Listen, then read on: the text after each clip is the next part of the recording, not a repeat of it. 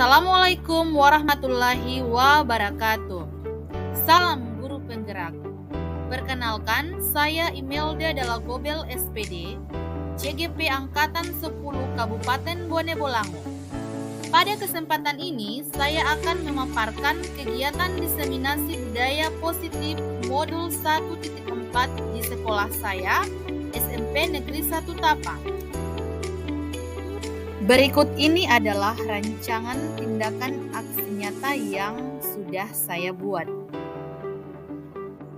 Diseminasi budaya positif ini dilaksanakan di SMP Negeri 1 Tapa, Kabupaten Bone Bolango, Provinsi Gorontalo.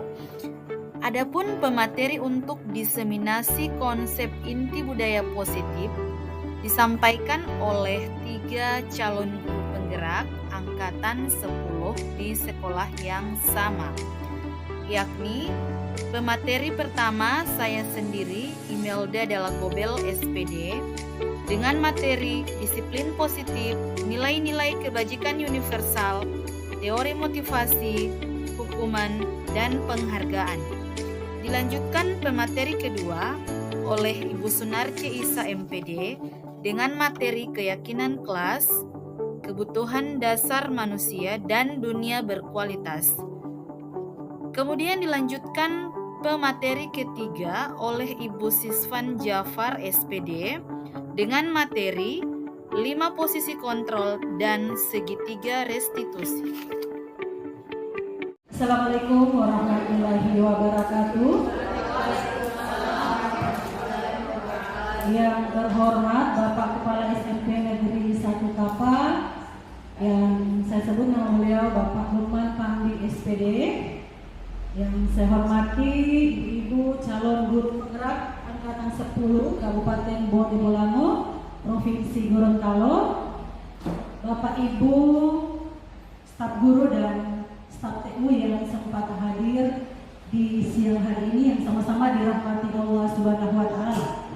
Puji syukur kita panjatkan kehadirat Allah Subhanahu wa taala karena hanya dengan izin dan kuasa Allah kita masih diberi kesehatan, kesempatan sehingga bisa bersama-sama di ruangan ini, di tempat ini, serangkaian kegiatan diseminasi budaya positif yang ditugaskan kepada kami 3 calon guru penggerak angkatan 10. Salawat dan salam tak lupa kita haturkan kepada junjungan kita, junjungan Nabi besar Nabi Muhammad SAW. Semoga curahan rahmat beliau senantiasa tercurah kepada keluarga beliau, para sahabat beliau, dan semoga syafaatnya bisa sampai kepada kita semua yang masih senantiasa istiqomah menjalankan ajaran-ajaran beliau. Bapak Ibu, staf guru dan staf usaha yang sama dirahmati Allah, baiklah saya akan membacakan susunan acara pada hari ini. Yang pertama pembukaan, yang kedua sambutan, yang ketiga penyampaian diseminasi budaya positif oleh calon guru penggerak, dan yang keempat penutup. Baiklah Bapak Ibu, untuk acara pertama yakni pembukaan, marilah kita sama awali dengan melafazkan basmalah. Bismillahirrahmanirrahim. Selanjutnya kita beranjak ke acara kedua yakni sambutan. Sambutan akan dibawakan oleh Bapak Kepala SMP Negeri 1 Tapa. Kepada Bapak disilakan. Assalamualaikum warahmatullahi wabarakatuh. Waalaikumsalam warahmatullahi wabarakatuh. Saya hormati guru calon kepala sekolah, Bapak Ibu guru yang sempat hadir. Alhamdulillah kita masih diberikan kesehatan, umur panjang, yang masih bisa melaksanakan kegiatan diseminasi atau pengibasan kepada kita tentang disiplin positif. Bapak Ibu yang kita hormati, perlu Bapak ketahui 3 calon guru penggerak ini sudah masuk pada hampir pertengahan ya. Insya Allah kita doakan sampai finish nanti. Kita akan kendor semangatnya, tetap berjuang, insya Allah akan mendapatkan hasil yang terbaik. Menggantikan pemimpin masa depan, dan menggantikan posisi saya di Seleksi 1 tahun. Terima kasih kepada ibu-ibu yang hadir. Insya Allah ini kegiatan yang sudah lama, kita mendengarkan dengan baik apa yang mereka sampaikan, dan selalu ini yang bermanfaat untuk kita semua. Jelas ini program ini bukan saja di SMP 1 tahun, seluruh Indonesia melaksanakan program semacam ini. Ini insya Allah kita berdoa bersama. Semoga sekali lagi teman-teman kita yang berjuang di guru penggerak ini akan menuai hasil yang baik dan menjadi pemimpin masa depan. Itu yang harapan kita semua. Demikian yang perlu kami sampaikan. Sekali lagi terima kasih. Assalamualaikum warahmatullahi wabarakatuh. Motivasinya untuk kami calon guru penggerak. Semoga apa yang Bapak sampaikan ini bisa bermanfaat dan bisa bermanfaat untuk kita semua. Amin. Ya Allah. Selanjutnya kita masuk ke acara ketiga, yakni penyampaian diseminasi budaya positif oleh calon guru penggerak. Jadi kami bertiga akan panel ya. Jadi untuk kesempatan pertama ini akan disampaikan oleh Ibu Imelda dalam Gobel SPD. Jadi ini topiknya mengenai kebajikan universal, teori kontrol, hukuman dan penghargaan dan konsekuensi. Kepada Ibu Imelda dipersilakan. Assalamualaikum warahmatullahi wabarakatuh. Waalaikumsalam warahmatullahi wabarakatuh. Yang terhormat Kepala SMP Negeri 1 Tapa, yang saya sebut nama beliau Bapak Lukman Pambi SPD. Yang saya hormati rekan CGP Angkatan ke-10, dan yang saya hormat dan paling teristimewa Bapak Ibu staf Dewan Guru SMP Negeri 1 Tapa. Baiklah, pada kesempatan ini izinkanlah saya untuk menyampaikan diseminasi budaya positif di sekolah. Jadi konsep inti budaya positif yang akan kami bahas pada hari ini adalah yang pertama yang akan saya sampaikan sendiri, yaitu disiplin positif dan nilai-nilai kebajikan universal. Kemudian yang kedua adalah teori motivasi, hukuman, penghargaan, dan restitusi. Kemudian akan dilanjutkan oleh Ibu Sunarce, keyakinan kelas, kebutuhan dasar manusia dan dunia berkualitas. Dan akan dilanjutkan oleh Ibu Sispan, 5 posisi kontrol dan 3 restitusi. Bapak Ibu setuju atau tidak setuju dengan 3 kalimat pernyataan yang ada di layar ini? Pernyataan yang pertama yaitu hukuman dapat mendisiplinkan anak. Kemudian yang kedua, pemberian hukuman dengan hal positif seperti membaca atau membersihkan halaman sekolah dapat meningkatkan disiplin anak. Dan yang ketiga, memberi penghargaan dapat meningkatkan motivasi belajar anak. Meluruskan yang saya maksudkan di sini yaitu apakah Ibu setuju atau tidak setuju terhadap 3 pernyataan yang ada di layar ini. Seperti itu.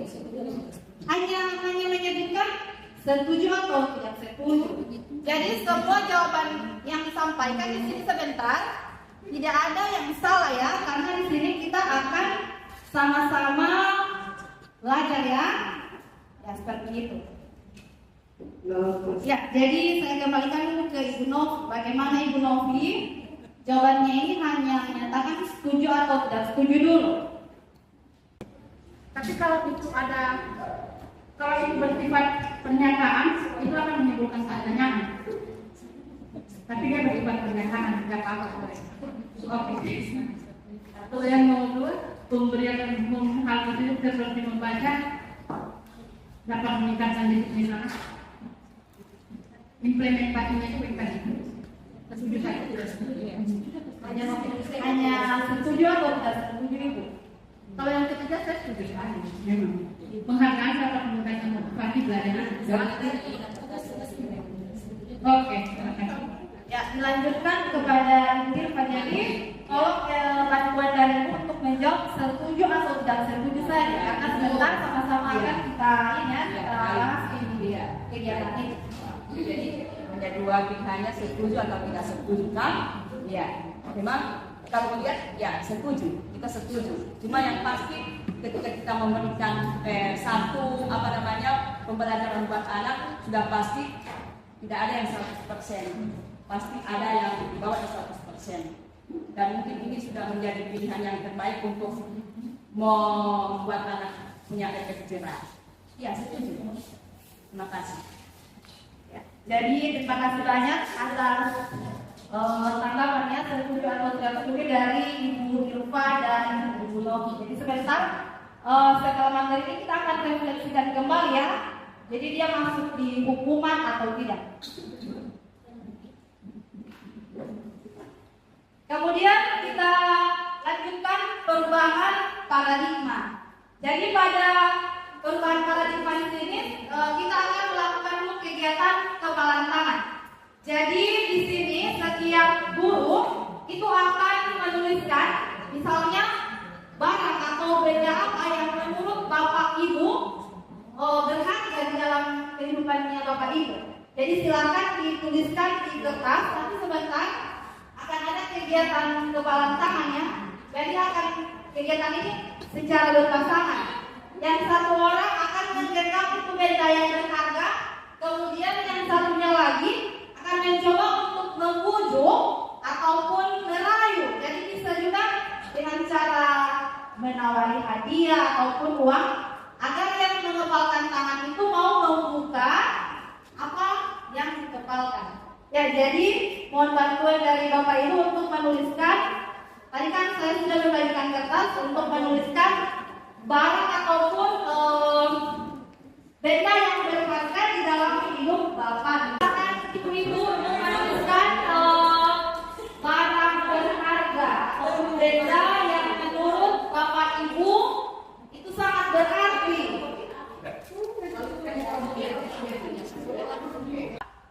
Ya. Nanti yang mengepalkan tangannya di sini siapa? Ibu Eri ya? Ya.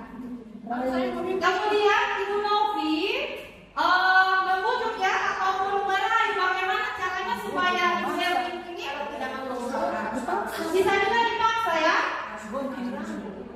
Agar Ibu Eri mau membuka kepalan tangan tersebut.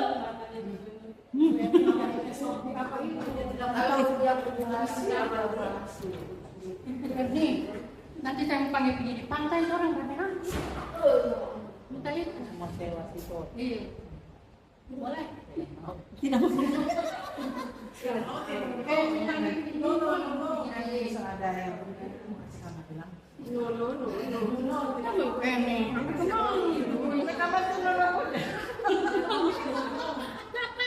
Kasih kamar.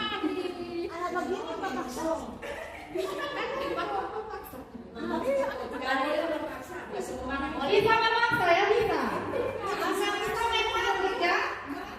Kemudian teman yang mengepalkan tangan ini mau berbuka tangan.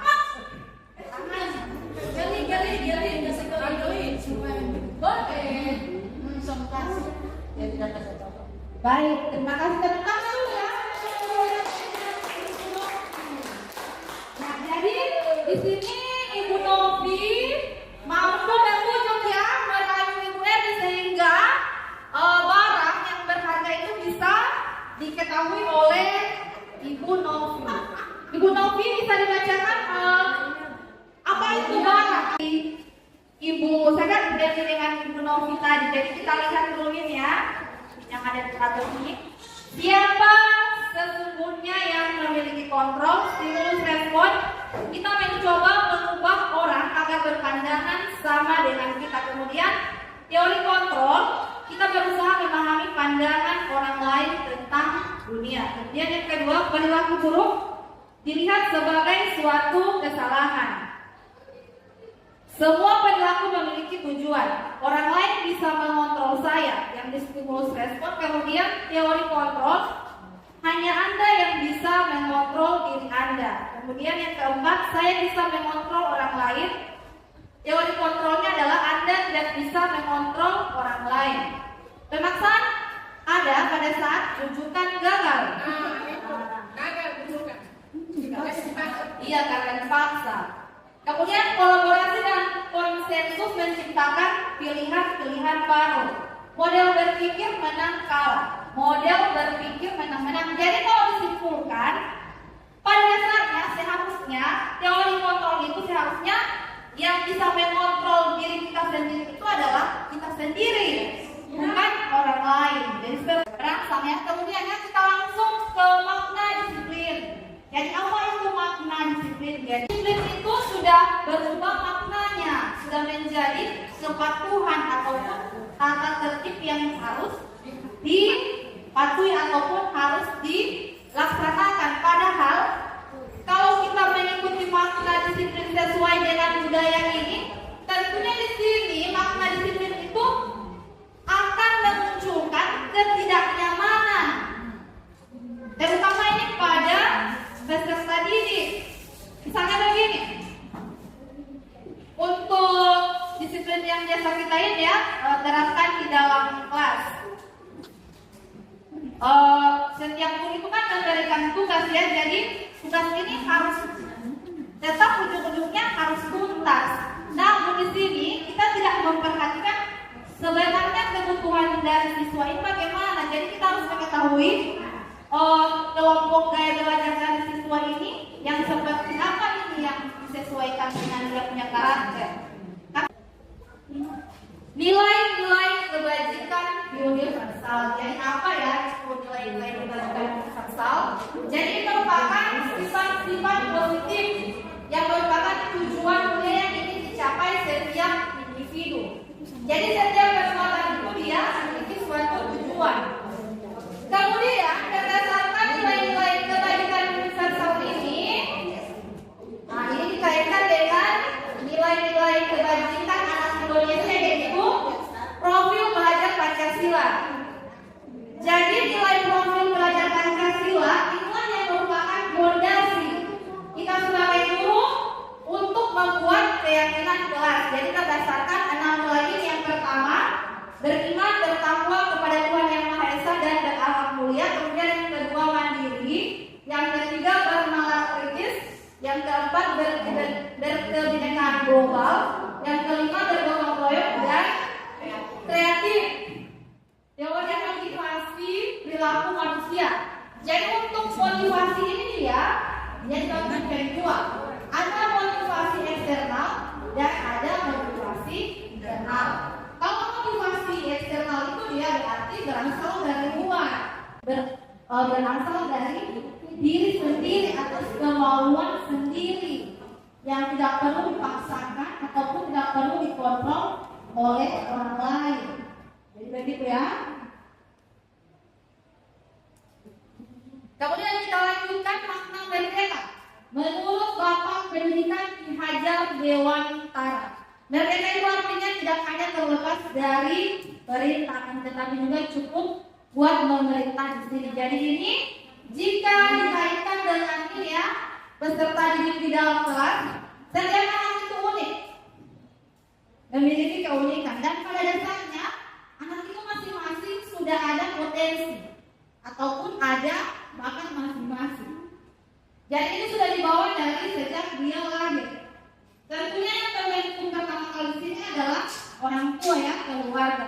Kemudian di sekolah, untuk pembelajaran itu kita harus berpihak pada murid. Jadi kita harus bisa mengelompokkan ataupun bisa mengetahui kebutuhan belajarnya secara ini bagaimana, apakah dia masuk di audio, visual atau di kinestetik. Ini tujuannya agar anak mencapai keselamatan yang setinggi-tingginya. Penghargaan menurut saya itu sah-sah saja diberikan kepada seluruh siswa gitu. Tapi tinggal kita lihat kondisinya seperti apa. Jadi penghargaan itu kan berbeda-beda gitu. Jadi kalau menurut saya penghargaan itu sah-sah saja bisa diberikan. Tinggal tergantung dari penghargaan apa yang kita berikan kepada anak dan tindakan apa yang diperbuat. Seperti itu. Mungkin itu saja dari saya secara singkatnya. Terima kasih.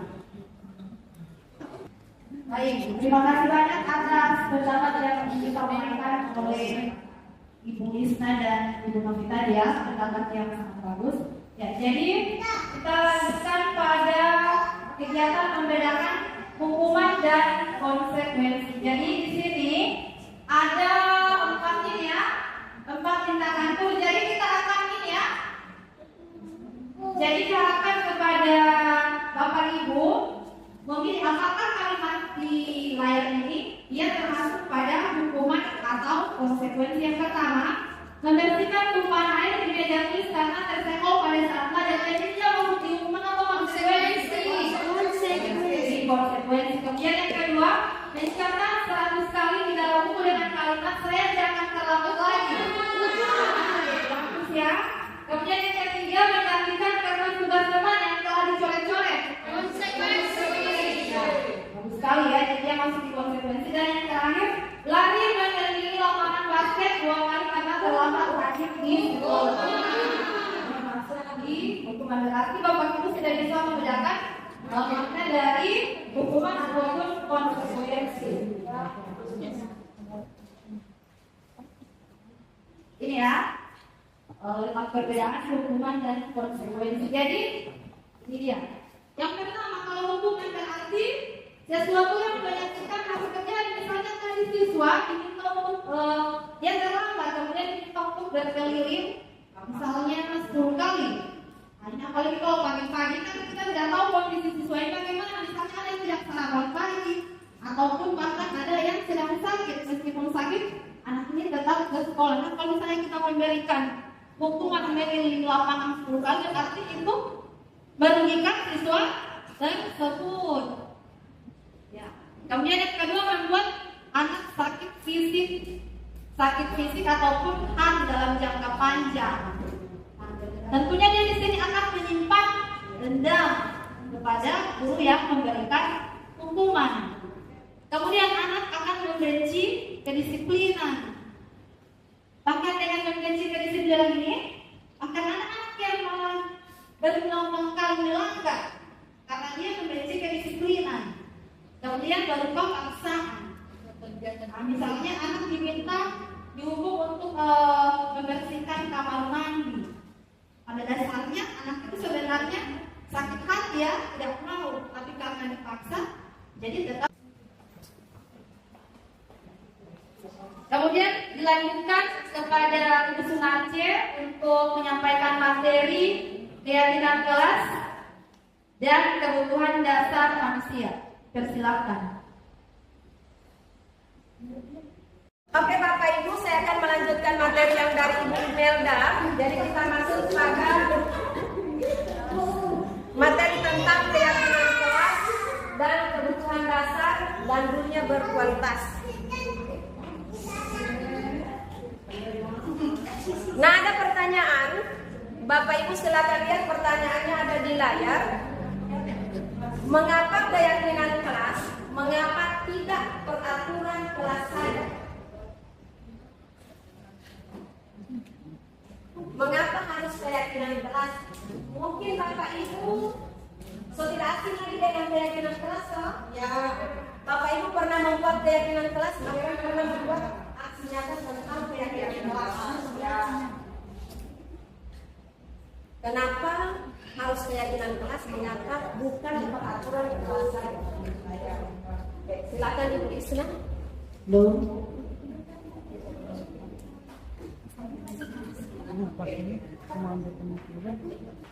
Ya, baik, terima kasih atas kesempatan yang diberikan kepada saya. Mengapa keyakinan kelas? Mengapa bukan peraturan kelas? Jadi menurut saya, kalau peraturan itu masih bisa saja dilanggar seperti itu. Kalau keyakinan kelas itu kita yakini seluruh yang ada di dalam kelas itu kita meyakini ada aturan yang harus kita patuhi seperti itu. Jadi keyakinan itu ada di dalam diri kita masing-masing. Jadi kalau peraturan itu kalau misalnya dia seluruh siswa yang ada di situ tidak meyakini peraturan tersebut, jadi otomatis ada yang akan melanggar seperti itu. Jadi kalau menurut saya keyakinan kelas, kenapa keyakinan kelas bukan peraturan kelas? Karena keyakinan kelas kita meyakini yang ada di dalam kelas tersebut. Kita yakin, kita percaya bahwa ini aturan yang harus kita laksanakan atau yang kita harus buat seperti itu. Mungkin dari saya seperti itu. Terima kasih. Terima kasih Krisna. Tinggal ada dari Ibu. Laki-laki dulu.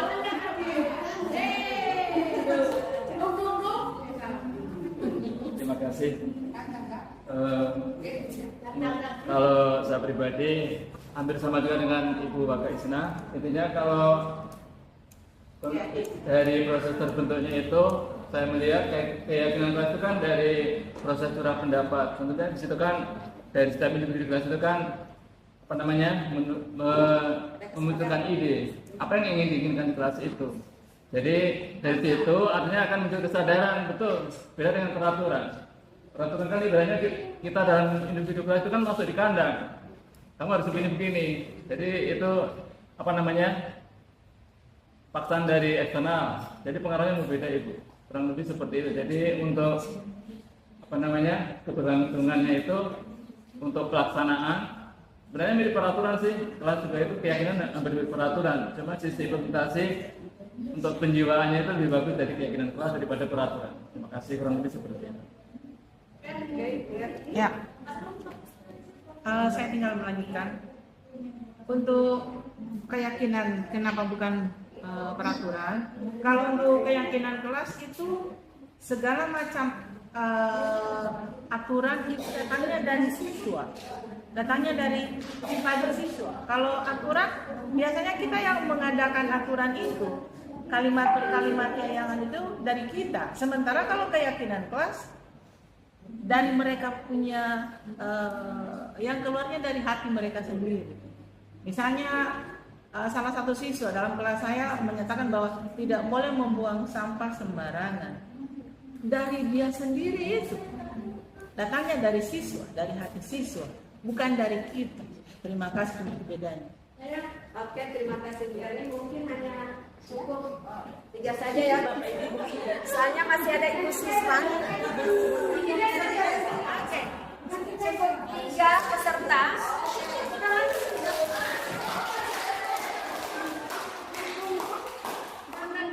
Oke, semua jawaban Bapak Ibu benar. Sekarang kita masuk, kita akan lihat ya, kita akan cocokkan pendapat Bapak Ibu. Kalau menurut saya semuanya benar. Cuman mari kita cocokkan dengan cara menjawab pertanyaan-pertanyaan yang ada di layar. Yang pertama, mengapa kita memiliki peraturan tentang penggunaan BBM pada saat mengendarai kendaraan bermotor? Kemudian yang kedua, mengapa kita memiliki peraturan tentang penggunaan masker dan mencuci tangan setiap saat? Menurut Bapak Ibu, nomor 1 itu DP jawaban apa? Kenapa harus menggunakan helm?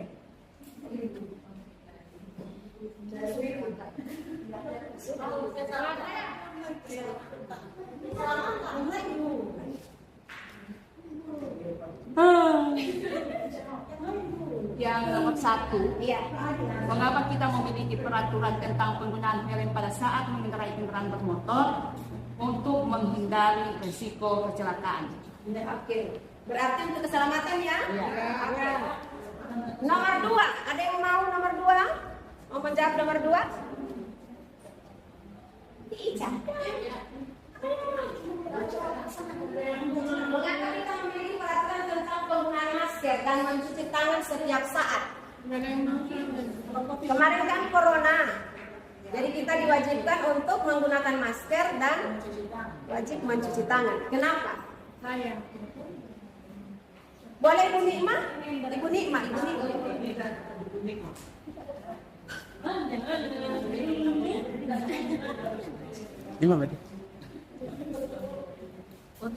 Untuk kesehatan kan peraturan tentang penggunaan masker dan mencuci tangan setiap saat untuk kesehatan, menjaga kesehatan. Ya, untuk kesehatan. Tepuk tangan.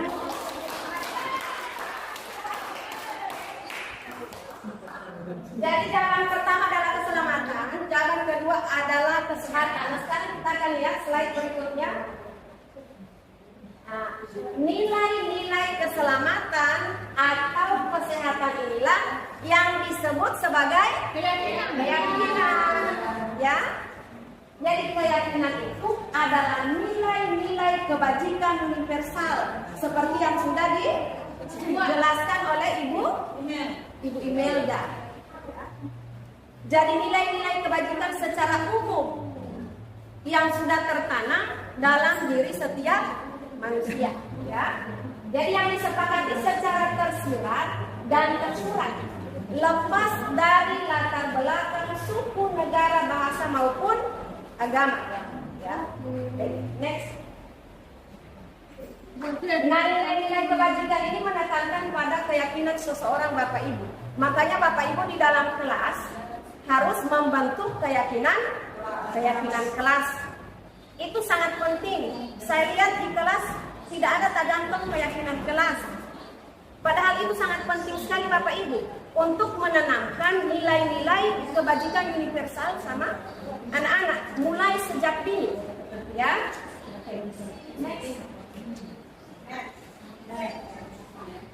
Nah, pembentukan keyakinan kelas atau sekolah. Yang pertama, keyakinan kelas bersifat lebih abstrak. Berarti kalau lebih abstrak itu artinya apa Bapak Ibu? Lebih familiar.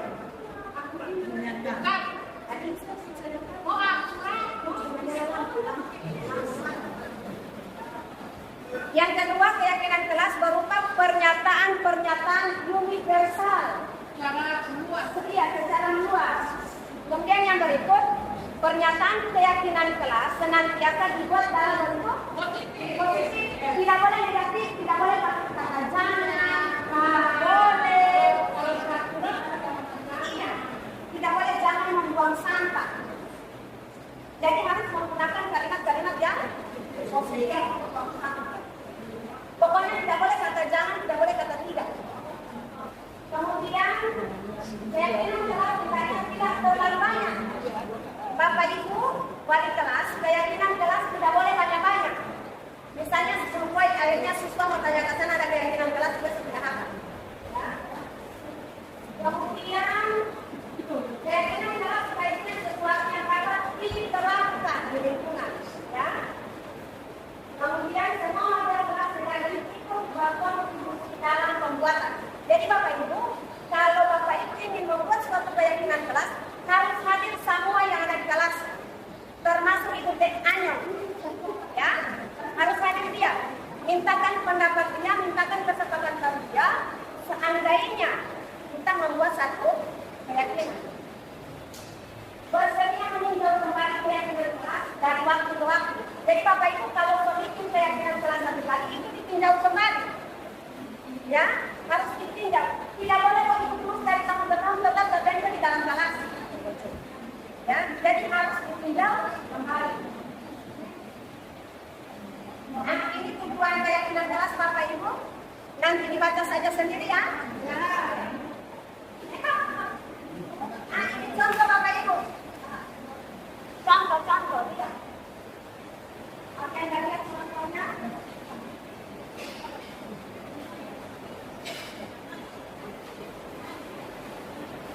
Kesepakatan 1. Datang tepat waktu saat siang belajar. Bapak Ibu wali kelas. BP contoh, siswa harus datang di kelas tepat waktu dan membawa semua peralatan yang diperlukan untuk belajar. Ya, BP kalimat BP contoh ini. Kalau Bapak Ibu menginginkan datang tepat waktu dan siap untuk belajar, lalu siswa harus bersiap untuk memulai pembelajaran ketika bel berbunyi. Ya, jadi siswa harus bersiap untuk memulai pembelajaran ketika bel berbunyi. Contoh kalimat positif. Kesepakatan 2. Nah, mendengarkan dengan penuh perhatian. Mendengarkan dengan penuh perhatian siswa harus mendengarkan dengan penuh perhatian ketika guru atau teman sekelas berbicara.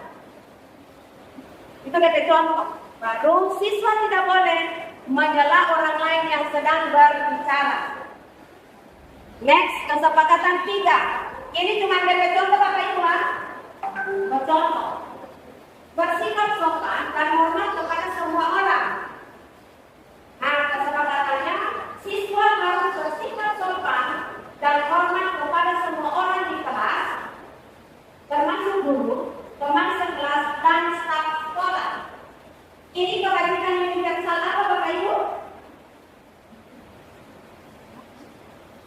Kewajiban nilai-nilai kewajiban universal apa ini? Yang akan kita tanamkan pada diri anak?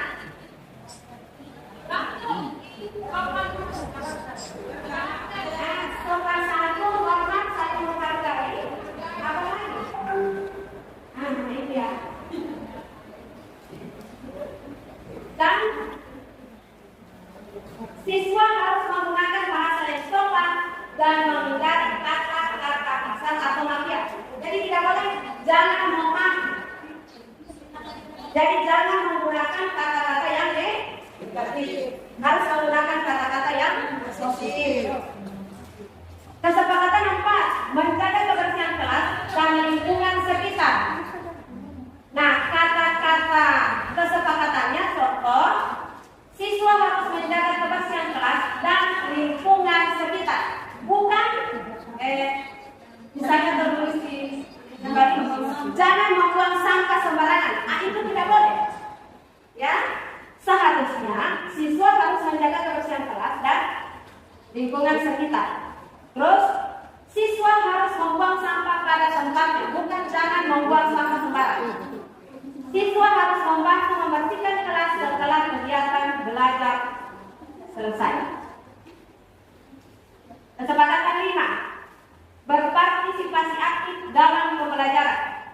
Contoh kalimat kesepakatan kelas adalah siswa harus berpartisipasi aktif dalam pembelajaran dengan mengikuti instruksi guru, mengerjakan tugas dan mengajukan pertanyaan. Kemudian siswa harus saling membantu dan bekerja sama dalam menyelesaikan tugas. Artinya ini tugas kelompok ya, bukan tugas individu. Ya. Kesepakatan 6, menyelesaikan tugas tepat waktu. Kesepakatannya, contoh kalimatnya adalah siswa harus menyelesaikan semua tugas yang diberikan guru tepat waktu dan siswa harus mengerjakan tugas dengan rapi dan teliti. Kesepakatan 7, meminta bantuan jika membutuhkan.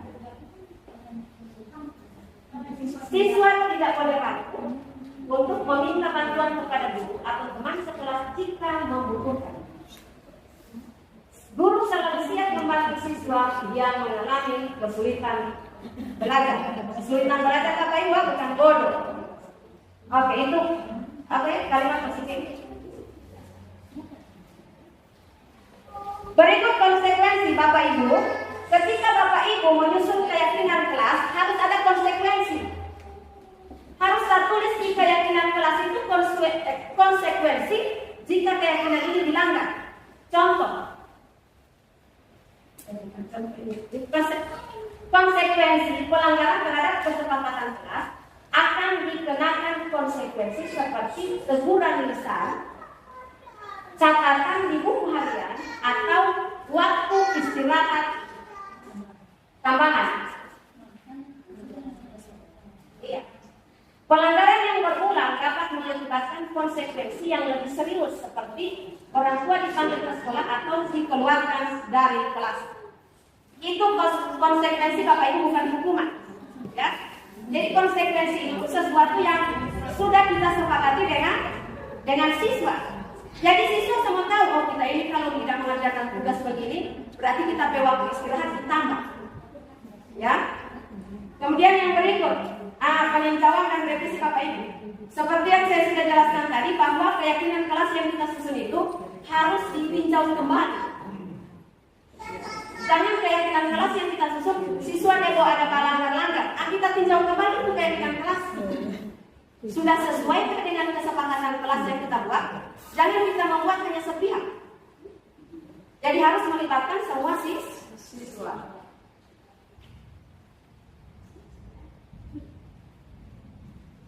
Oke. Next, kita masuk pada kebutuhan dasar manusia dan dunia berkualitas Bapak Ibu. Jelas keyakinan kelas tadi itu berhubungan dengan 5 kebutuhan dasar manusia dan dunia berkualitas. Bapak Ibu, setiap manusia, kita manusia itu membutuhkan memiliki 5 kebutuhan dasar. Yang pertama adalah bertahan hidup. Yang kedua adalah kasih sayang dan rasa diterima. Yang ketiga adalah kebebasan. Yang keempat adalah kesenangan. Dan yang terakhir adalah penguasaan. Ini kebutuhan dasar kita. Jadi kalau anak, kalau sudah mulai melanggar, kita lihat dari kebutuhan dasar ini apa? Apakah bertahan hidup? Atau ingin dikasih sayang, diterima? Atau dia ingin bebas? Atau dia ingin senang? Atau dia ingin menguasai? Jadi kita sebagai ibu harus tahu kebutuhan dasar anak ini apa. Oke, sekarang sebelum kita lanjut, ini ada pertanyaan Bapak Ibu. Silakan Bapak Ibu simak baik-baik. Ibu mau pilih guru wali kelas 2A di SD pernikahan itu. Sedang Ibu menghadapi ulang salah satu murid di kelasnya Doni. Beberapa anak di kelas 2A telah datang padanya dan mengeluhkan Doni yang seringkali meminta bekal makan mereka dengan paksa. Jika Anda menghadapi situasi seperti Ibu Novi, apa yang akan Anda lakukan? Menurut Anda, kira-kira alasan Doni melakukan hal itu apa?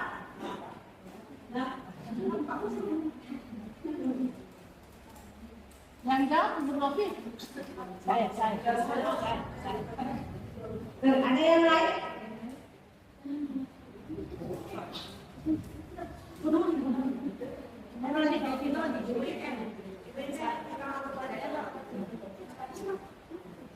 Di sini ada Ibu Kurnia.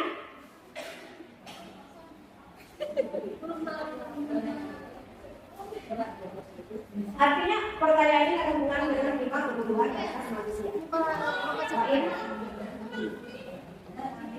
Ya, baik, terima kasih. Jadi pertanyaan ini, jadi dari kasus yang ada, kira-kira apa yang ketika saya seperti Ibu Novi, apa yang akan saya lakukan? Nah, jadi pertama yang saya lakukan adalah saya memanggil siswa tersebut.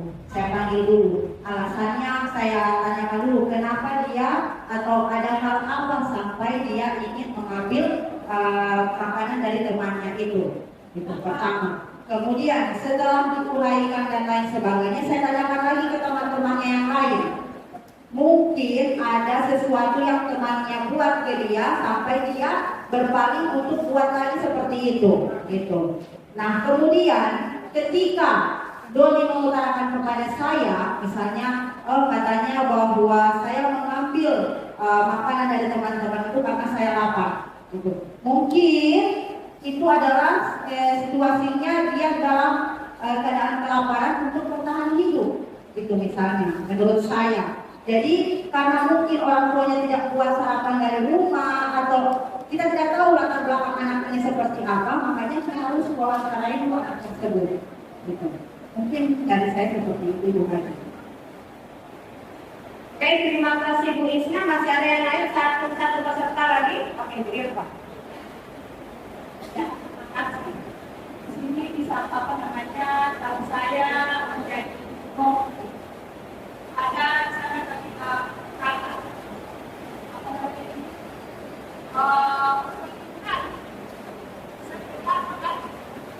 Saya membuat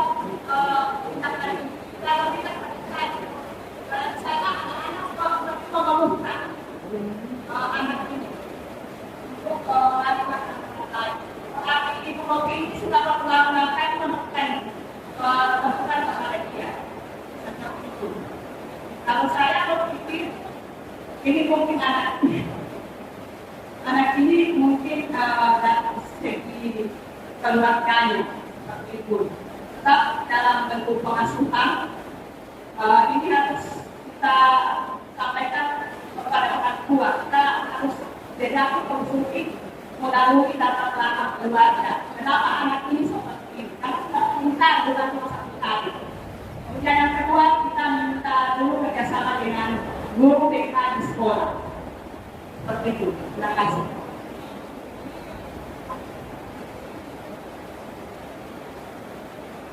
Baik, terima kasih Bu Irfa. Bagus sekali jawabannya, jawaban dari Bu Isna dengan Bu Irfa. Sekarang kita akan lihat, ya. Kita tinjau dari 5 kebutuhan dasar tadi, ya. Kita akan lihat yang pertama kebutuhan bertahan hidup. Kebutuhan bertahan hidup itu bersifat fisiologis untuk bertahan hidup, misalnya kesehatan, rumah, dan makanan. Nah, dalam kasus Doni, apabila jawaban Doni, dan tadi kita memanggil Doni ya, apabila jawaban Doni ketika ditanya oleh Ibu Novi tadi ya, adalah karena ia lapar dan orang tuanya tidak membawanya bekal makan siang, maka kebutuhan dasar yang sedang berusaha dipenuhi oleh Doni adalah kebutuhan bertahan hidup.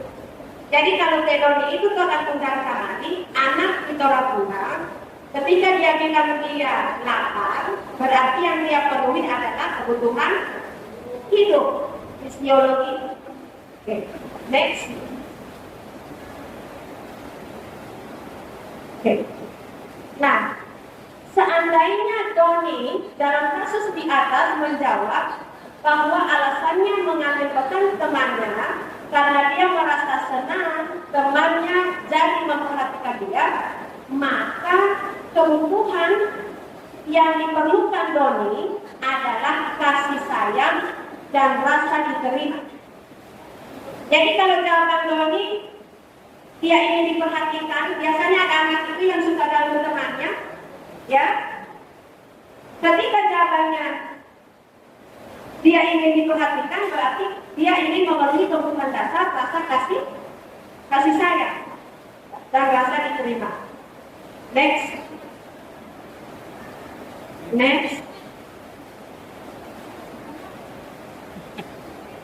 Oke. Nah, kalau jawaban Doni dalam kasus di atas, dia merasa hebat karena temannya takut dengan dia dan menurut keinginannya, maka sebetulnya Doni sedang berusaha memenuhi kebutuhan dasarnya, kekuasaan. Ya. Oke, next. Kalau seandainya jawabannya Doni dalam kasus di atas, dia ingin makan teman-temannya yang beraneka ragam, maka Doni sedang berusaha memenuhi kebutuhannya akan kebebasan. Mungkin DP mama sasa lalu ada bapak kamari bekal ikan goreng. Sementara makanan pada teman-temannya itu beraneka ragam, berarti dia ingin memenuhi kebutuhan kebebasan. Next. Kalau dalam kasus di atas Doni menjawab bahwa ia melakukan karena iseng, maka Doni sedang memenuhi kebutuhan kesenangan. Ya. Oke. Nah, itu Bapak Ibu ya, biasanya siswa itu kalau dia melakukan kesalahan, kita sebagai guru jangan langsung mendikte siswa. Memponis. Kita cari tahu dulu ini siswa ini memenuhi kebutuhan apa. Jadi kan sekarang kita sudah tahu ya, ada 5 kebutuhan dasar yang harus dipenuhi oleh seseorang. Dan mungkin 5 ini ada pada siswa kita. Oke Bapak Ibu, mungkin hanya itu dari saya tentang keyakinan kelas, 5 kebutuhan dasar, kemudian dunia berkualitas. Nah, budaya positif selanjutnya akan disampaikan oleh Ibu Sispan tentang 5 posisi kontrol dan segitiga restitusi. Ya, Oke, diskriminasi mulai mempunyai budaya positif. Dan yang terakhir, saya untuk 5 posisi kontrol dalam segitiga restitusi. Tapi sebelum kita masuk ke materi, coba stand up dulu semuanya ya. Karena saya lihat sudah mulai jam-jam kritis, Bapak Ibu sudah mulai ngantuk. Stand up please. Kita akan ice breaking ya. Sama dengan Ibu Sunarjo tadi ya. Semangat. Oke, silakan berdiri Bapak Ibu. Tepuk semangat. Dan. Ding ding ding. Dung dung dung. Dang dang dang. Ding ding ding. Dung dung dung. Aha aha. Ya. Aha aha. Ya. Aha aha. Oke, kalau berikan pengujian lebih dulu. Sudah semangat ya? Sudah semangat. Oke, jadi sebelum kita masuk ke materi 5 posisi kontrol guru dan segitiga restitusi, saya akan menyentil kembali apa yang sudah disampaikan oleh rekan saya, Ibu Imelda dan Ibu Sunarjo. Ya, tadi beliau berdua ini sudah menjelaskan tentang hukuman, ya, konsekuensi dan penghargaan. Ya, jadi intinya hukuman itu bersifat menyakiti anak, ya, menyakiti anak. Memang ada efek jerahnya, tapi negatif. Karena ini anak bisa tersakiti fisik dan hatinya, ya. Kemudian kalau untuk penghargaan, memang bagus sekali juga untuk penghargaan, tapi bagaimana dengan anak-anak yang lain, ya? Anak-anak yang lain pasti akan timbul rasa iri, ya. Coba dia terus yang kena penghargaan, bagaimana dengan saya. Jadi itu kenapa hukuman, penghargaan dan konsekuensi. Kemudian konsekuensi itu sama ya, sama juga. Ya, tapi kalau hukuman dia tidak terduga, anak tidak tahu kira-kira apa yang akan dilakukan ke dia ketika dia melakukan pelanggaran. Kalau konsekuensi, kalau dia tidak kerja tugas, otomatis akan ada konsekuensi dari perbuatannya tersebut. Oke, kita langsung saja ke. Oke, kemudian ketika anak melakukan pelanggaran itu pasti akan ada kebutuhan mereka yang tidak terpenuhi. Contohnya, ketika anak rambutnya gondrong, ya, seperti ya kemarin ada anak yang rambutnya gondrong, ya. Kira-kira kebutuhan apa yang tidak terpenuhi darinya? Ada yang bisa? Bapak Ibu? Anak yang rambutnya gondrong, ada ya, iya, perhatian. Kemudian mereka itu punya keinginan, kesenangan bahwa meniru rambut-rambut dari artis-artis yang lagi di sana, ya. Iya, artis Korea. Seperti anak saya, so tidak bisa melakukan aku, ya. Jadi karena itu memang kebutuhan mereka ingin diakui keberadaannya, ingin punya kesenangan, ya. Jadi seperti itu. Kita masuk ke 5 posisi kontrol.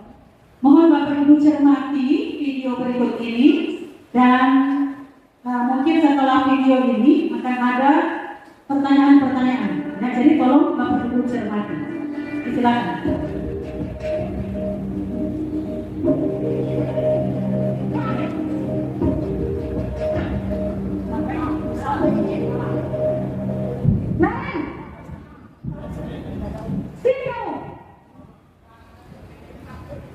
Selamat pagi, Bu.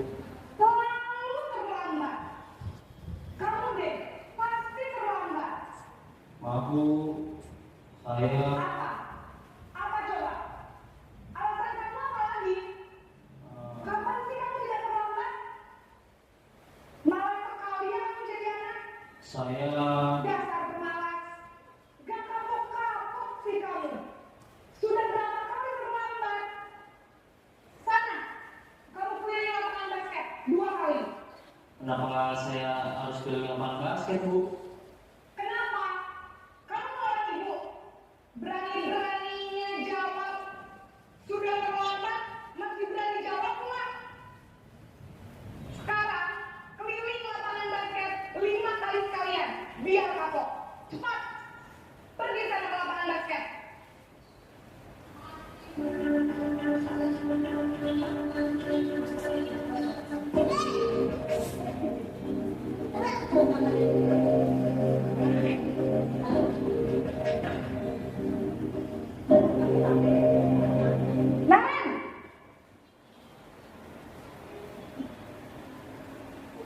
Selamat pagi, Bu. Naren, kamu kenapa terlambat lagi, nak? Ya Tuhan, Naren, kamu senang ya bikin ibu susah ya?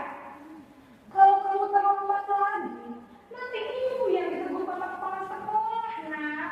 Disangka ibu tidak bisa membina kamu. Duh, gimana ini? Maaf, Bu. Duh, Gusti Naren, kamu suka ya kalau ibu ditegur bapak kepala sekolah? Terus, sekarang ibu harus tulis apa ini di buku absen? Ini kamu sudah sering terlambat loh. Ibu harus apa coba? Maaf, Bu. Maaf sekali. Ya sudah, lain kali jangan bikin ibu susah lagi anak ya. Ibu tidak akan kuat lagi kalau kamu begini terus. Bisa jantungan kalau ibu ditegur bapak kepala sekolah. Karena cepat, kelas. Maaf ya, Bu. Maaf sekali.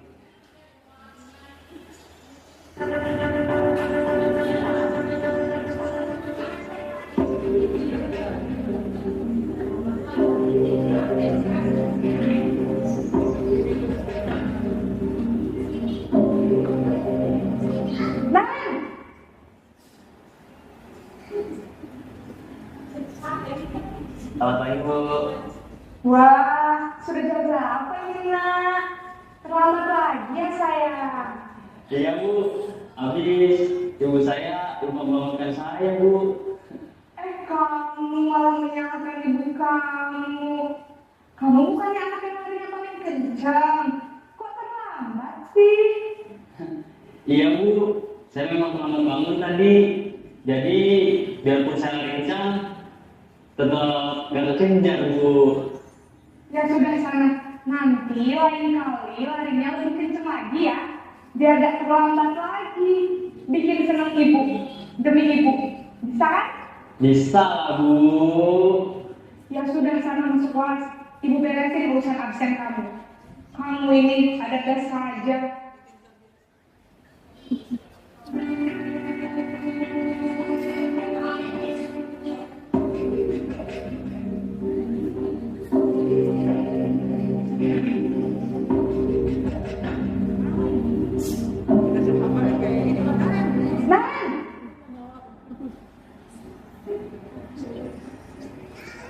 Selamat pagi, Bu.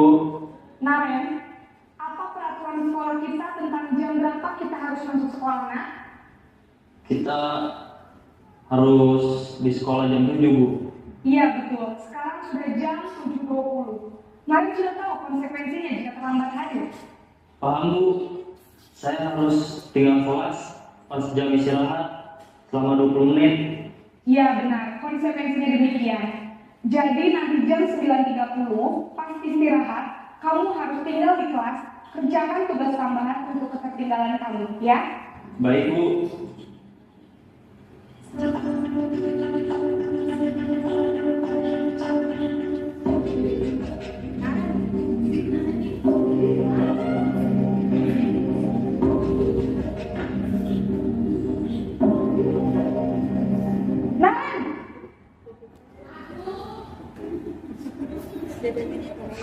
Selamat pagi, Bu. Selamat pagi, Naren. Maaf, Bu. Saya terlambat. Iya, sekolah masuknya jam 7, sekarang sudah jam 7.20. Jadi sekarang bagaimana ini, Naren? Maaf, Bu. Saya lupa salam saya semalam. Baiklah, menurut kamu, keyakinan sekolah yang mana yang perlu kamu tingkatkan? Menghargai diri sendiri dan orang lain mungkin ya, Bu. Setuju. Jadi, apakah Naren meyakini prinsip saling menghormati tersebut? Iya, Bu. Saya meyakininya. Apakah Naren bersedia memperbaiki masalah keterlambatan ini? Bersedia, Bu. Bagaimana kamu akan perbaiki masalah keterlambatan ini? Saya akan coba untuk tidak lupa menyetel alarm saya, Bu. Baik, kalau kalian lupa menyetel alarm di rumah, ada orang yang kira-kira bisa bantu mengingatkan tidak? Ada, Bu. Kakak saya, Kak Emma. Ada lagi selain Kak Emma? Selain Kak Emma, ada ibu saya. Baik, jadi yang mengingatkan Naren adalah Kak Emma dan ibu kamu, ya? Kira-kira akan mulai start alarm kapan nih, Naren? Setelah pulang sekolah akan segera saya lakukan. Baik, jadi Naren akan setel alarm untuk bangun besok pagi dan akan diingatkan oleh kakak dan ibunda Naren ya. Ada lagi yang mungkin perlu dilakukan Naren agar tidak terlambat bangun lagi? Tidak ada, Bu. Baik Naren, terima kasih untuk kerjasama kamu. Sekarang kamu perlu kembali ke kelas untuk belajar. Baik, Bu. Terima kasih. Oke ya, Bapak Ibu sudah dicermati ya. Oke, sekarang kita menuju ke slide berikutnya. Apa tanggapan Bapak Ibu berdasarkan video tersebut ya? Kira-kira dan mulai dari posisi penghubung dulu. Ada yang bisa? Raise hand. Oke.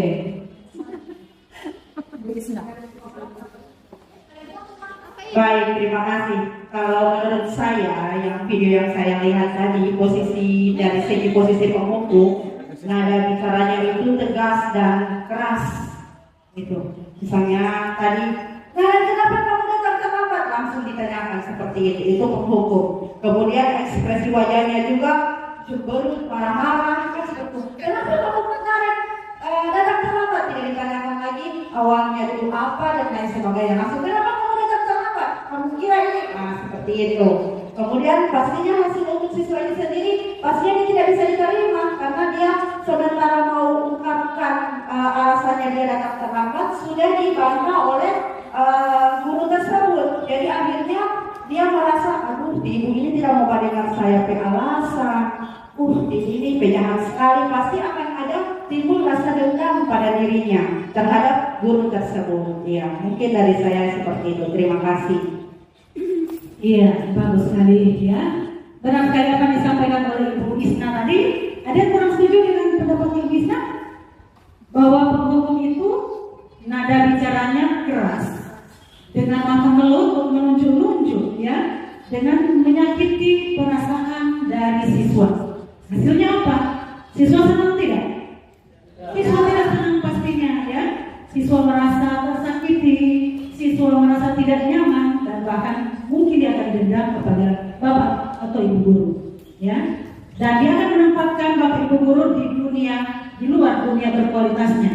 Karena yang akan tersimpan adalah yang baik-baik ya. Dan dia akan menempatkan bapak ibu guru di luar dunia berkualitas, di dunia berkualitas dari dirinya. Oke, mohon maaf.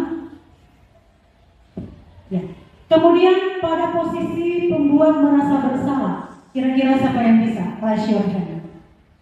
Membuat merasa bersalah, bagaimana nada bicara dari ibu guru, ya? Kemudian ekspresi wajahnya seperti apa? Kemudian hasil untuk siswanya seperti apa? Ada yang bisa? Oke, Bu Kurnia. Saya terkait video yang kedua, lalu yang kedua tentang bagaimana penghubung itu memunculkan rasa bersalah kepada siswa. Dari mohon maaf saya tidak bisa membaca ini. Dari nada bicaranya sebenarnya sudah memenuhi kriteria sebagai guru, sebagai maksudnya ingin menggali sebenarnya dia itu kenapa. Cuman di situ guru tersebut sebagai penghubung ini sebagai pembuat merasa bersalah ini maksudnya memang dia ingin mengedarkan siswa muridnya itu atau menimbulkan rasa bersalah kepada siswa, tapi dengan cara menyentuh hatinya bahwa dia ini juga, guru ini juga akan kena imbasnya kalau memang dia terlambat seperti itu. Kemudian dari apa yang kedua itu Ibu Lisa, ya, dari ekspresi wajah tadi, ya seiring dengan atau sejalan dengan nada bicaranya yang si guru tadi. Intinya kalau di yang video yang kedua ini guru hanya sebenarnya dia ingin menggali kesadaran diri dari siswa karena telah terlambat seperti yang disampaikan oleh saya tadi, langsung meminta maaf, ya maaf Bu saya salah. Kenapa? Dia langsung menyampaikan kalau kesalahan kamu ini juga sebenarnya imbasnya saya.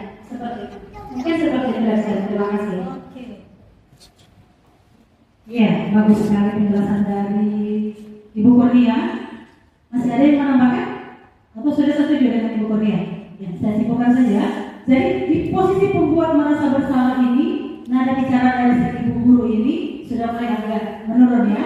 Iya, agak menurun. Ekspresi wajahnya juga mulai lembut ya, tidak seperti tadi penghukum ya, galak sekali ya, galak. Tapi masih untuk siswa ya. Ketika anak dibuat seperti apa yang merasa bersalah sekali atas apa yang sudah dia lakukan, itu juga tidak baik untuk anak ya. Anak akan merasa gagal ya, identitasnya gagal. Aduh kasihan ya, aku sudah membuat kecewa bapak ibu guru ya. Akhirnya dia merasa down. Ini juga tidak bagus. Kemudian di posisi teman, kira-kira siapa bisa memberi tanggapan posisi teman? Bu Hila bisa? Kalau ibu guru tadi pada posisi di video tadi itu pada posisi teman, nada suaranya sudah lembut, ya. Kemudian ekspresi wajahnya juga sudah bagus, ya. Jadi kalau dilihat sudah mulai menurun kata-katanya sudah kan. Jadi ya, siswanya juga sudah menerima, kata-katanya juga sudah bagus. Ya, terima kasih. Terima kasih Bu Helen, bagus sekali ya apa yang disampaikan oleh Bu Helen. Kita sepakat ya. Oke, jadi di posisi teman itu nada bicara ibu guru yang bagaimana layaknya sebagai seorang teman, ya, bestie, ya, bestie pasti dengan bercanda, kemudian kata-katanya yang dianggap seperti teman. Jadi siswa pun ketika senang, kita merasa diperhatikan, dianggap bestinya dari ibu guru. Tetapi hasil untuk siswa bagaimana? Ya, ketika bertemu dengan ibu Novi katakanlah, ibu Hilen katakanlah, yang posisi kontrolnya sebagai seorang teman, bagaimana dengan bapak ibu guru yang lain yang posisinya penghukum? Dengan ibu Hilen dia bagaimana? Beda ya, dengan beda perlakuannya. Ya, jadi ini juga kurang tepat ya. Benar sekali, anak akan jadi dekat dengan ibu Hilen atau ibu Novi katakanlah. Bagaimana dengan ibu penghukum? Otomatis akan ada perbedaan. Kalau ibu Hilen dan ibu Novi akan ditempatkan di dunia berkualitasnya. Kalau yang penghukum kita akan tempatkan anak di luar dari dunia berkualitas. Paham Bapak Ibu? Iya. Lanjut ke posisi pemantau. Coba Bapak Lanjar, saya dengar Bapak Lanjar. Kira-kira bagaimana? Terima kasih. Maaf kami bukan pemantau itu. Untuk posisi pemantau, kalau kami pahami dari video tadi, maka di situ sisi individu itu tidak berperan, tetapi sisi peran yang berfungsi di situ. Artinya ibu itu memang sebagai guru dan laki-laki tadi tetap siswa. Jadi maka posisinya guru itu menjelaskan aturannya bagaimana. Itu sisi individu tidak di situ. Beda dengan posisi sebelumnya itu posisi sebagai teman, maka kecenderungannya individu yang muncul. Artinya kita ini sama-sama manusia, begitu kurang lebih. Jadi pemantau itu tetap ada strata di situ. Jadi lihat beda. Jadi hubungan relasinya beda sekali itu. Jadi kalau dari sisi keberhasilan, saya di posisi pemantau daripada posisi teman. Terima kasih. Iya, bagus sekali Bapak Lanjar. Ya, kira-kira sudah sepakat dengan Bapak Lanjar? Iya. Ya, untuk posisi pemantau itu nada bicaranya sudah ya datar ya. Ya, karena di sini ada peraturan, kemudian ada konsekuensi, ya. Jadi siswa sudah tahu kalau terlambat konsekuensinya pasti ada, ya sanksi ya. Siswa sudah tahu. Kemudian terakhir sudah lebih bagus daripada 1, 2, 3 ya untuk pemantau, benar sekali. Terakhir posisi manajer, mungkin Ibu Erni ya.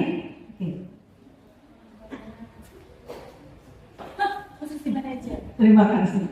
Untuk posisi manajer, nada bicaranya tadi hampir sudah sama dengan nomor 4, posisi pemantau. Kemudian ekspresi wajah juga sebagai guru tegas tapi tidak keras. Hasil untuk siswa, banyak siswa sudah bebas untuk mengungkapkan apa alasan yang memang benar-benar yang dia lakukan dan dia mengakui sudah salah dan dia menginginkan yang lebih baik lagi. Katanya akan menyetel lagi lebih mengharapkan saudara dan ibunya untuk menyetel lebih awal lagi jam untuk kami. Terima kasih. Iya, bagus sekali, Ibu Erni ya, tepat sekali. Bapak Ibu setuju ya dengan Ibu Erni tadi? Ya, di posisi manajer ini posisi paling ideal, ya, posisi paling ideal. Di sini nada bicaranya itu sudah seperti pemantau tadi ya. Mana? Ya.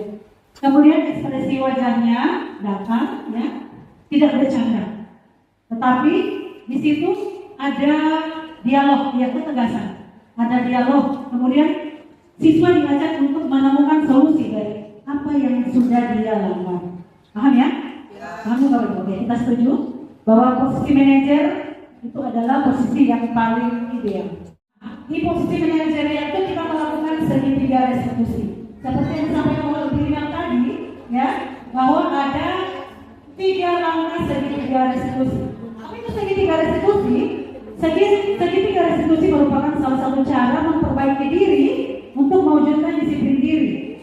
Segitiga restitusi adalah proses menciptakan kondisi bagi murid untuk memperbaiki kesalahannya sehingga karakter mereka lebih kuat lagi ketika kembali kepada kelompoknya. Ya, ini tahapan-tahapan langkah-langkah dari segitiga restitusi. Menstabilkan identitas di teori kontrol itu kita semua akan melakukan hal yang terbaik yang bisa kita lakukan. Kemudian validasi tindakan yang salah, semua perilaku itu memiliki alasan. Ya, sama dengan yang disampaikan oleh Ibu Sunarce tadi bahwa ketika anak melakukan pelanggaran pasti akan ada kebutuhan yang tidak terpenuhi. 5 kebutuhan dasarnya. Misalnya ketika dia mengajak ya, kan banyak kasus-kasus yang memajak atau memalak. Berarti ada kebutuhan dasarnya yang tidak terpenuhi. Kebutuhan apa kira-kira? Kebutuhan apa? Bertahan hidup. Kemudian penguasaan, dia ingin menguasai, ya. Kemudian validasi tindakan yang salah. Semua perilaku memiliki alasan, ya, seperti yang saya ungkapkan tadi. Kemudian di tahap ketiga itu kita menanyakan keyakinan, ya. Kita semua memiliki motivasi internal, ya. Ya, coba Bapak Ibu perhatikan, ini langkah-langkahnya. Menstabilkan identitas itu membuat kesalahan adalah proses pembelajaran, ya. Kalau kita harus tanamkan, ya, bahwa anak membuat kesalahan itu memang hal yang wajar, adalah proses pembelajaran. Kemudian menggeser identitas gagal ke identitas sukses.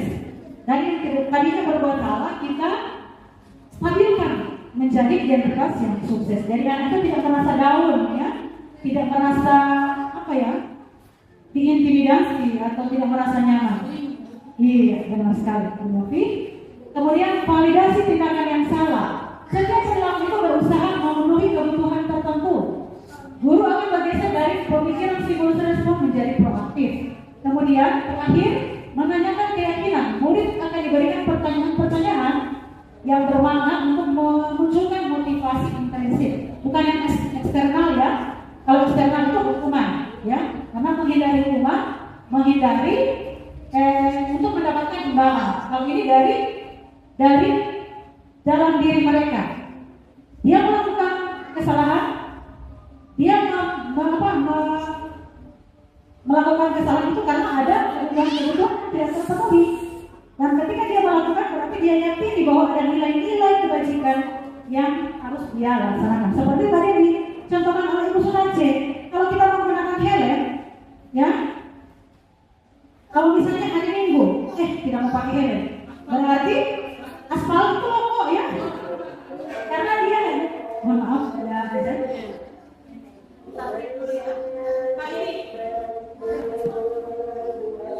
tentang identitasnya. jika akan melakukan pelanggaran, kita stabilkan identitasnya. Kamu bukan satu-satunya yang melakukan ini, ya. Otomatis dia akan dikuatkan, ya. Yang kedua, setiap orang pasti melakukan kesalahan. Kemudian, validasi tindakan yang salah. Kamu tentu punya alasan kenapa sampai terlambat. Ibu, tadi malam saya main game. Oke, kita tanyakan. Makanya kamu jangan main game ya sampai tengah malam. Nanti kamu bangun telat. Untuk kesehatan juga tidak bagus. Karena organ-organ tubuh kalau malam itu harus istirahat. Itu kita validasi tindakan yang salah. Adakah cara yang lebih efektif untuk mendapatkan apa yang kamu butuhkan? Itu validasi tindakan yang salah. Kemudian langkah terakhir itu kita tanyakan keyakinan.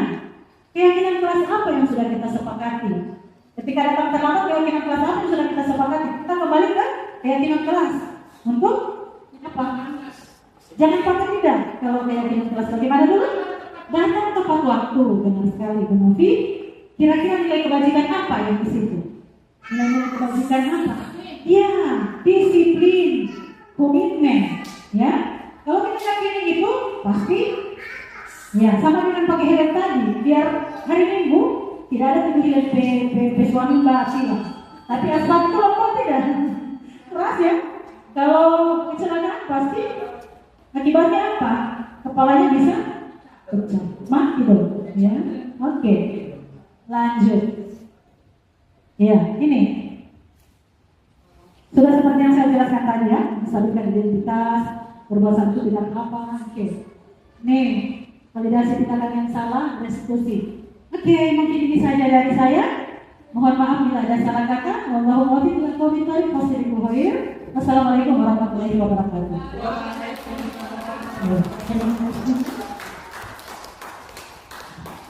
Iya, Bapak Ibu, dengan berakhirnya penyampaian diseminasi saya tentang 5 posisi kontrol guru dan segitiga restitusi, mungkin cukup ya sampai di sini. Terima kasih Bapak Ibu sudah meluangkan waktunya, walaupun kita tahu bersama Bapak Ibu sibuk dengan pengolahan nilai dan lain sebagainya.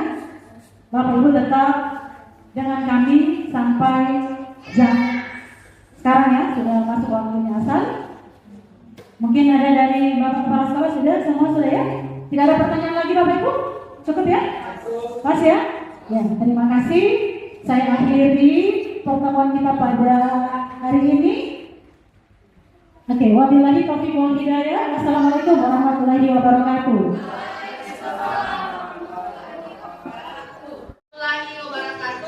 Waalaikumsalam warahmatullahi wabarakatuh. Apa kabar kalian hari ini? Alhamdulillah, luar biasa. Allahu Akbar. Baik, jadi hari ini kita akan membuat keyakinan kelas. Apakah di antara adik-adik sudah ada yang tahu apa itu keyakinan kelas? Ya, silakan Umin. Keyakinan kelas adalah kesepakatan. Ya, bagus ya. Ada lagi yang lain? Saya. Ya, silakan. Ya, mungkin ada lagi yang mau berpendapat? Sudah ya. Jadi tadi ada 2 jawaban. Ada yang menyatakan bahwa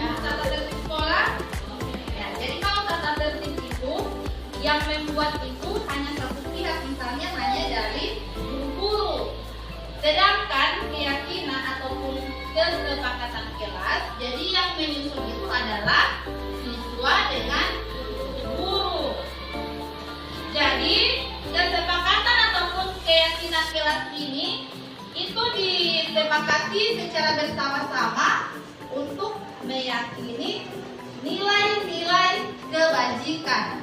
Jadi nilai-nilai kebajikan ini adalah hal-hal yang bermakna positif. Kemudian yang untuk penyusunan kalimat di kesepakatan kelas, dia harus menggunakan kalimat positif, bukan negatif.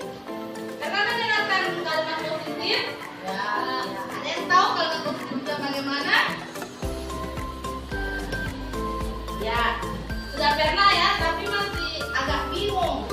Nanti ini ya, belum paham. Kalimat positif itu artinya pernyataan yang tidak menggunakan kata tidak atau jangan. Ibu contohkan, buanglah sampah pada tempatnya. Itu contoh kalimat positif. Kalau kalimat positif tadi diubah ke kalimat negatif bagaimana? Tidak boleh buang sampah sembarangan. Baik, jadi kita dipahami ini ya. Penyusunan kalimat untuk kesepakatan atau keyakinan kelas. Bisa ya? Sekali lagi, harus menggunakan kalimat yang positif. Sampai di sini apakah ada yang mau bertanya? Tidak ada? Berarti semuanya sudah paham. Jadi kita akan mulai menuliskan keyakinan kelas ya. Jadi ibu akan membagi, ini ada stick note. Ya, jadi ada 3 kertas stick note. Jadi setiap siswa menuliskan kesepakatan ataupun keyakinan kelas. Jadi seperti ini ya. Satu siswa ibu berikan 3 warna ya. Jadi kalau sebentar sudah selesai menulis di sini, nanti akan ditempelkan di papan. Ya, jadi ulang kembali ya.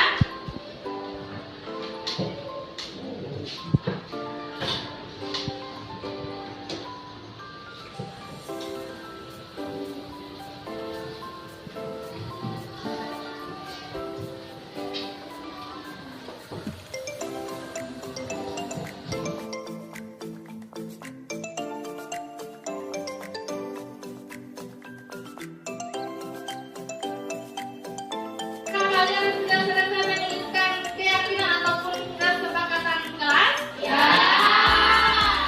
Karena sudah selesai.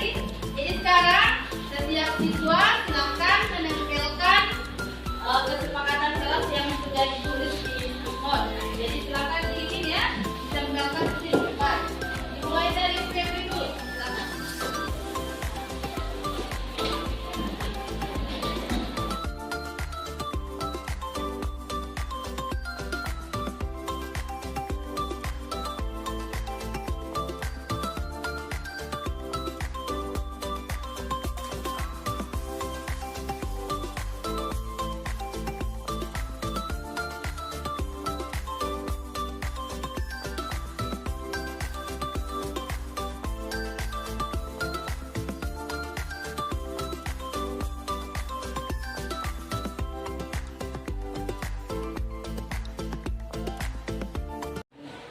Ya, jadi semuanya sudah menempelkan kesepakatan ataupun keyakinan kelas yang sudah ditulis di note ya. Jadi alhamdulillah ini sudah kalian tempelkan. Nah, kalimat-kalimat kesepakatannya yang sudah ada di sini ini akan ibu bacakan satu persatu, kemudian sebentar akan kita tuliskan kembali ya, supaya akan terlihat lebih jelas apa ini yang menjadi hasil keyakinan ataupun kesepakatan dari kelas 7. Ibu mulai dari yang pertama. 1. Menjaga fasilitas yang ada di dalam kelas. Ada datang tepat waktu ya. Mengerjakan tugas dan doa sebelum belajar. Menghargai guru yang sedang menjelaskan. Apalagi ini, mengerjakan tugas tepat waktu, tidak boleh bolos. Menghargai teman-teman, sudah sampai ya. Mendengarkan dulu sama. Oke, sini lagi ada buanglah sampah pada tempatnya. Tetap sama ya, ada datang tepat waktu mengerjakan tugas, buanglah sampah. Oke, bagus ya. Ini ada yang menuliskan bersikap jujur dan tanggung jawab. Berikut, nah, ini juga bagus ya. Makan di jam pembelajaran. Dilarang makan ya, dilarang makan. Berarti masih ada yang ini ya, yang menuliskan kalimat negatif. Nanti sebentar itu akan diubah ke kalimat positif. Rajin belajar. Sudah ada ini ya, datang tepat waktu sama dengan yang tadi. Dia doa juga ada. Kemudian tolong menolong ya teman yang sedang kesusahan. Ini datang tepat waktu sudah. Doa sebelum belajar sudah. Oke. Tertib ya di dalam kegiatan pembelajaran. Buanglah sampah pada tempatnya. Jadi masih ada penulisan kalimat negatif. Misalnya yang ini ada kata dilarang. Dilarang dari ketika jam pembelajaran itu kalau dipakai kalimat positif jadi bagaimana? Berarti tertib ya. Tertib pada saat kegiatan pembelajaran. Jadi diterapkan itu kata penggunaan kata dilarang. Jadi berdasarkan kalimat keyakinan kelas yang sudah kalian tempelkan di sini, jadi akan disimpulkan ada 6 ya. Tadi yang sudah Ibu peroleh. Jadi tadi yang pertama berdoa sebelum belajar. Kemudian yang kedua mengerjakan tugas tepat waktu. Kemudian yang ketiga membantu ya dan menolong teman yang sedang kesusahan. Kemudian bertanggung jawab dan bersikap jujur. Apalagi tadi yang sempat kalian dengarkan yang belum Ibu sebutkan. Menjaga ketertiban. Kemudian yang terakhir apa? Menjaga fasilitas kelas. Jadi sudah bisa dipahami ini ya. Ada 6 hasil kesepakatan ataupun keyakinan kelas yang sudah kalian sepakati secara bersama-sama. Jadi kesepakatan inilah yang akan kalian terapkan di dalam kelas. Jadi kesepakatan ini harus dikerjakan ya. Jangan sampai dilanggar. Seperti itu. Ingat, yang namanya kesepakatan berarti itu dari hati. Dibuat berdasarkan hati, bukan dalam keadaan terpaksa. Jadi insya Allah kalau kalian ikhlas, bersungguh-sungguh menjalankan ini kesepakatan kelas, insya Allah semuanya akan berjalan dengan lancar. Pembelajaran di dalam kelas akan nyaman. Jadi kalian lebih termotivasi. Jadi seperti itu ya anak-anak.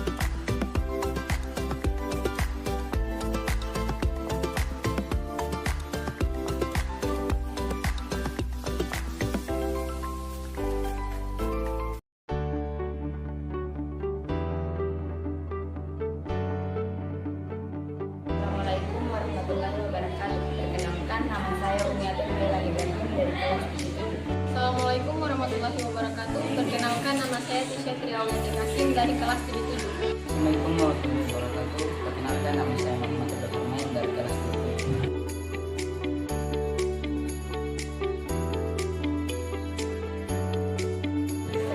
Saya senang karena seru. Saya jadi lebih semangat.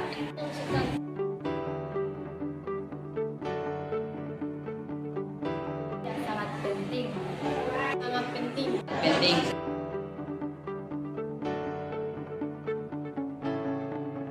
Agar membuat kita bertanggung jawab. Karena dapat membuat kita menghargai orang lain. Menunjukkan rasa tanggung jawab. Buat kita lebih disiplin.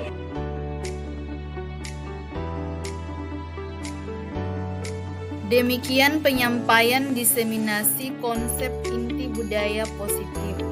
Wabillahi taufik wal hidayah. Wassalamualaikum warahmatullahi wabarakatuh.